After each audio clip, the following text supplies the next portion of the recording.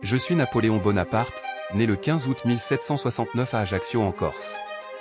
Mon parcours a été marqué par l'ambition, la stratégie militaire et un désir profond de laisser une empreinte durable sur l'histoire de la France et de l'Europe.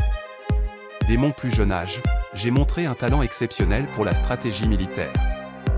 J'ai intégré l'école royale militaire de Brienne, puis j'ai poursuivi mes études à l'école militaire de Paris.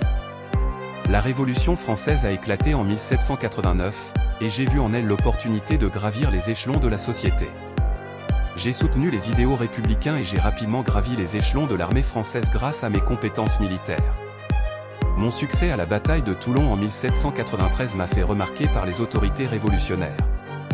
En 1799, j'ai organisé un coup d'État connu sous le nom de coup d'État du 18 Brumaire et j'ai pris le pouvoir en France en tant que premier consul.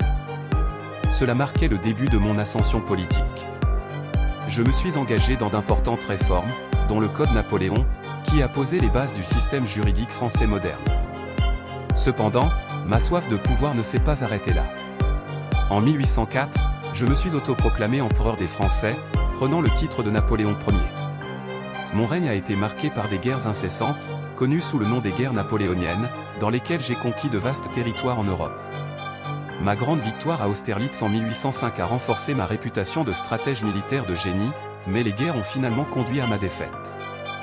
La désastreuse campagne de Russie en 1812 a affaibli mon armée, et en 1814, je fus contraint d'abdiquer et d'être exilé sur l'île d'Elbe. J'ai réussi à m'échapper de l'île d'Elbe en 1815 et suis retourné en France pour un bref moment, connu sous le nom des 100 jours. Cependant, ma défaite à la bataille de Waterloo a mis fin à ma deuxième règne, et j'ai été exilé sur l'île de Sainte-Hélène, où j'ai passé les dernières années de ma vie. Ma vie a été marquée par des hauts et des bas, par des triomphes militaires et des défaites amères. Mon héritage est complexe, mais il est indéniable que j'ai laissé une empreinte durable sur l'histoire de la France et de l'Europe. Mon code civil est toujours en vigueur en France, et ma figure continue de susciter l'admiration et le débat.